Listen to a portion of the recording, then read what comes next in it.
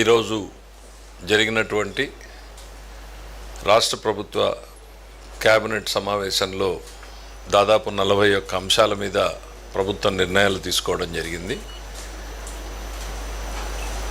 వాటిలో శాఖల వారీగా మనం చూసుకున్నప్పుడు ముందుగా హోంశాఖకు సంబంధించి దాదాపు 23 సంవత్సరాలుగా పదోన్నతి అనేటువంటిది లేకుండా కానిస్టేబుల్గా రిక్రూట్ అయిపోయి కానిస్టేబుల్గానే ఉండిపోయినటువంటి దాదాపు 385 మంది కానిస్టేబుళ్ళకి హెడ్ కానిస్టేబుల్ పోస్ట్గా అప్గ్రేడ్ చేస్తూ ఇవాళ నిర్ణయం తీసుకోవడం జరిగింది.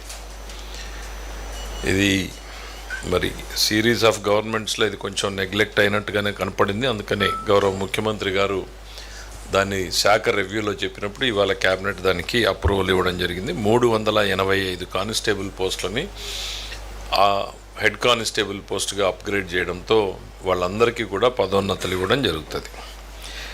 న్యాయశాఖకు సంబంధించి 2 నిర్ణయాలు తీసుకోవడం జరిగింది. గౌరవ సుప్రీంకోర్టు ఆదేశాల మేరకు కొన్ని పోస్టుల్ని క్రియేట్ చేయమని చెప్పి సుప్రీంకోర్టు ఆదేశాలు ఇవ్వడం జరిగింది. దాని ప్రకారం దాదాపు రాష్ట్రంలోని న్యాయ విభాగాల్లో మొత్తం 21 పోస్టుల్ని క్రియేట్ చేయడం జరిగింది. 21 పోస్టులు ఎలాంటివంటే chief court manager, 5 senior court మేనేజర్లు, 15 కోర్టు మేనేజర్లు, ఇవన్నింటినీ కొత్తగా పోస్టులని క్రియేట్ చేస్తూ క్యాబినెట్ నిర్ణయం తీసుకోవడం జరిగింది.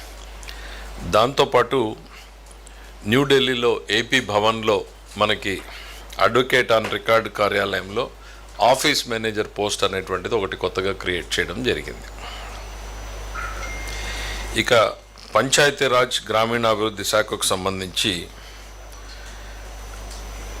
ఒక 20 పోస్టులు అన్యూటిలైజ్డ్గా ఉన్నటువంటి 20 పోస్టులని సప్రెస్ చేస్తూ నూతనంగా అవసరం ఉన్న చోట, ప్రధానంగా రీసెర్చ్ సంస్థల్లో అవసరం ఉన్న చోట 20 కొత్త పోస్టులని క్రియేట్ చేస్తూ నిర్ణయం తీసుకోవడం జరిగింది.